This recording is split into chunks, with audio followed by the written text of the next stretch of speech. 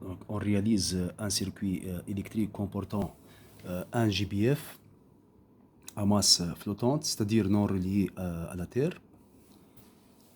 Donc, le circuit électrique comporte un GBF à masse flottante, un résistor de résistance R égale 23,5 kΩ et une bobine d'inductance L et de résistance interne petit r. Donc, la résistance du résistor est R égale à 23,5 kΩ.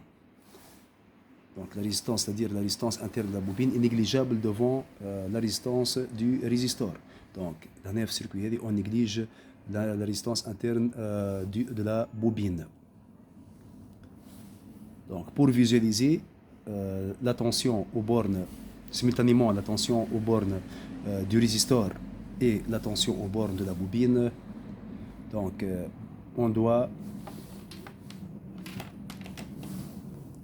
relier le point commun entre le résistor et la bobine à la masse de l'oscilloscope. Donc c'est le point commun. Voilà, c'est le point commun entre le résistor et la bobine. Donc à la masse. Pour visualiser la tension UR aux bornes de résistor, c'est la voie sur la voie 1. Voilà, c'est la tension en bleu, c'est la tension aux bornes du résistor. Et pour visualiser simultanément la tension aux bornes de la bobine, on va utiliser la voie, par exemple, Y2. Voilà. Qu'est-ce que vous observez? Deux tensions. Donc, la tension aux bornes du résistor, c'est une tension triangulaire.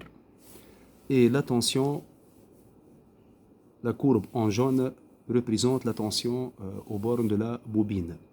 Donc c'est la tension, la courbe en jaune représente la tension moins UB. Donc, pour visualiser plus UB, on doit inverser la voie Y2. Donc, c'est chaîne 2, Y2.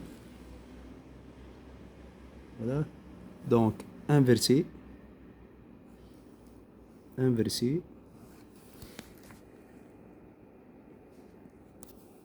On doit appuyer sur le bouton inversé. Voilà. Donc, la tension aux bornes du résistor est triangulaire. C'est la courbe en bleu.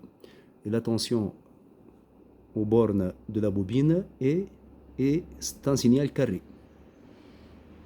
Donc, c'est un signal carré.